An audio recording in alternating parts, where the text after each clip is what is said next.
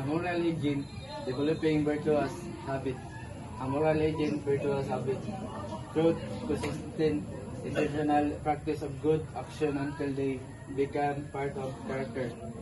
According to Aristotle, a moral agent develops virtue, not truth, innate talent by habitually virtuous acts. Virtues are character traits that enable us to act ethically, courage, honesty, compassion, according to the theory. 1. Virtue is a mean between extremes. For example, courage lies between recklessness too much, boldness, and cowardice too little. 2. Practice shapes characters. We do not become honesty by merely knowing honesty is good. We became honest by constantly telling the truth even when it is difficult. 3. Habits automate ethical behavior over time. Virtuous action become second nature, so we act morally without needing to overthink it. Example: consider a student named Mia who wants to develop the virtue of self-discipline. Initially, she struggles to focus in her studies and often procrastinates. To build the habit, she starts small, setting a 30-minute daily study window and avoiding distraction like her phone during that time. After weeks of consistent practice, she extended the window to an hour and individually studying regularly feels natural. Rather than a burden, when faced with a challenging exam periods, she does not need to force herself to prepare. Her habit of self-discipline guides her to plan her time effectively and stay focused. Her discipline is not something Mia was born with. It became part of her character through repeated action. Ana si Aristotle, ang pagbuhat sa mayo dili kundi sa pagpirmi o pagbuhat sa insakto ug sa paningkamot sa pagsubay sa mayo. How is a moral character developed? The circular relation of acts that build characters and acts that emanate from character.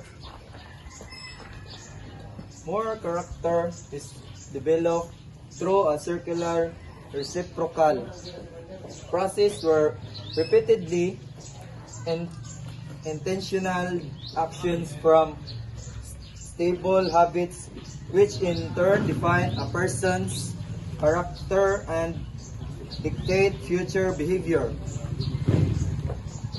So her definition is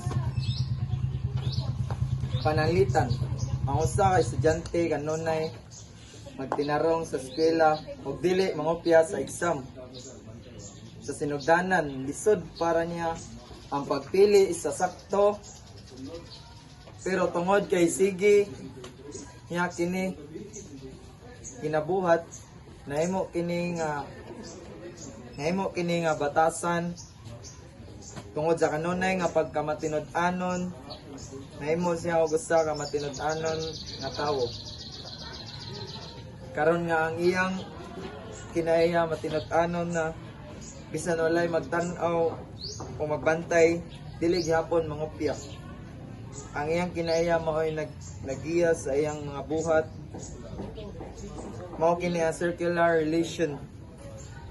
Ang maayong buhat naghimo og maayong kinaiya ug ang maayong kinaiya nagpadayon sa paghimo og maayong buhat.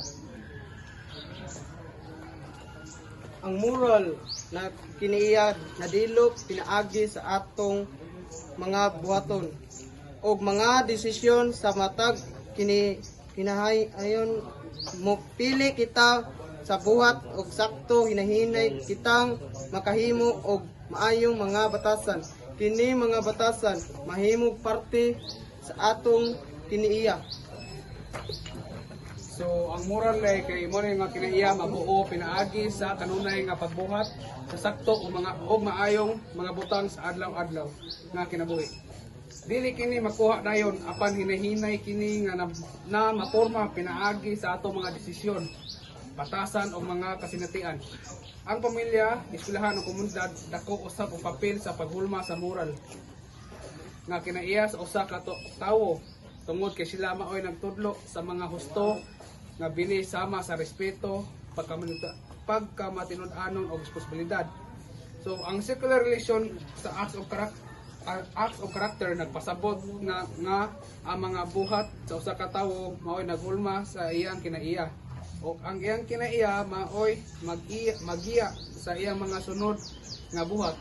So pananglitan kung ang usa ka tawo di ay kanunay magbuhat og maayo sama sa pagtabang sa uban, pagrespeto sa gilikanan o pagsunod sa mga balaod, kini mahimong batasan sa kadugayan. Kini nga batasan mahimong parte sa iyang kinaiya. So here's namoning kung ang usa ka tawo adunay maayong moral nga kinaiya, mas dali alang kaniya ang pagbuhat sa sakto bisan walay nagtan-aw o nagbantay. Ang iyang kinaiya maoy magiya sa kaniya sa paghimo og maayong desisyon sa laing bahin kung ang usa ka tawo kanunay magbuhat og sayop. Mahimo usab kini mahimong daotang batasan nga makapikto sa iyang kinaiya. Busa ang pagdevelop sa murang kinaiya sa usa ka padayon nga proseso diin ang mga buhat naghulma sa kinaiya ug ang kinaiya nagmugna og bag-ong mga buhat. Ang mao nga importante kaayo nga magpraktis kita og maayong mga buhat matag adlaw aron mahimong responsable ug maayong membro sa katilingban. Kohlberg's stages of moral development and C. Gilligan's critique. Kohlberg's stages of moral development outline a 6-stage, 3-level progression from childhood obedience to adult principled reasoning, emphasizing justice, while Carol Gilligan's critique this model as gender bias on relationship and responsibility. Kohlberg emphasized justice, while Gilligan's emphasized care.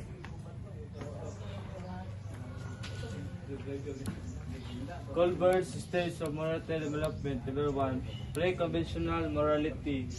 Obedience and punishment orientation. Number 2. Individualism and exchange. This happens particularly with children, some adults. Level 2. Conventional morality. Goal at a personal relationship maintaining the social order. Number 3. Post-conventional morality. Social construct and universal principles, particular with some few adults and conventional is with adolescents, most adults. For example of current stage of morality development. Purpose, the moral reasoning development in 6 stages. Organized into 3 levels. His theory was influenced by Jean Piaget and focuses on how individuals think about moral problems. Rather than what decision they make, he studied moral reasoning using dilemmas such as the hen's dilemma, where a man must decide whether to steal medicine to save his life.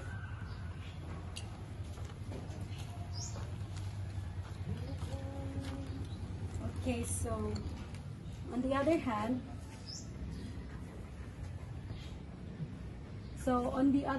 of Carol Gilligan's critique, so according niya, naay biasness niya nahitabo sa kritiko ni Carol Gilligan.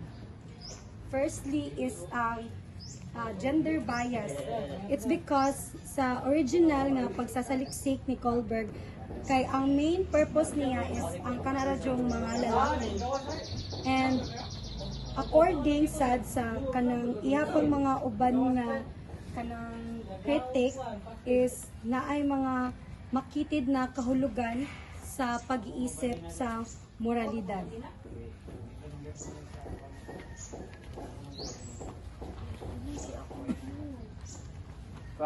Kohlberg's state of morality. Pre-conventional morality. Obedience, punishment, orientation. Right behavior means avoiding punishment. Authority figures are obeyed without question. For example, a child does not steal because they fear being punished. 2. Individualism and exchange. Right behavior is what serves one's own interest. Reciprocity is seen as an exchange. You help me, I help you. For example, a child shared toys so others will share with them later. Conventional morality. Most adults. At this level, morality is based on social order. Individuals follow rules to gain acceptance or maintain stability. Level 2. Conventional morality. First, good interpersonal relationship. For example, a child obeys their parents because they want their parents to be proud of them. Second is maintaining the social order. People follow laws and rules because they believe rules keep society organized. Example, a worker follows company rules because they believe rules keep the workplace orderly. Level 3. Post-conventional morality. Focus sa kasundugan ng lipunan at mga karapatan ng individual. Ang moral na pag-iisip ay batay sa pagkilala na ang mga batas ay mga kasunduan ng lipunan na maaaring baguhin para paglingkuran ang ikabubuti ng nakakarami at protektahan ang mga karapatan ng individual. Pinahalaga ng mga individual ang demokratikong proseso at ang pagbalanse ng mga obligasyon legal sa mga prinsipyong etikal. Level 6. Ang moral na pag-iisip ay pinagabayan ng mga abstrakto at pangkalahatang etikal na prinsipyo. Halimbawa, hustisya, pagkakapantay-pantay, dignidad ng tao. Ang mga individual ay kumikilos alisunod sa mga prinsipyong ito. Kahit na sumasalungat ito sa mga batas o kaugalian ng lipunan. Handa silang tagapin ang mga kahinatnan ng mga kanilang mga aksyon.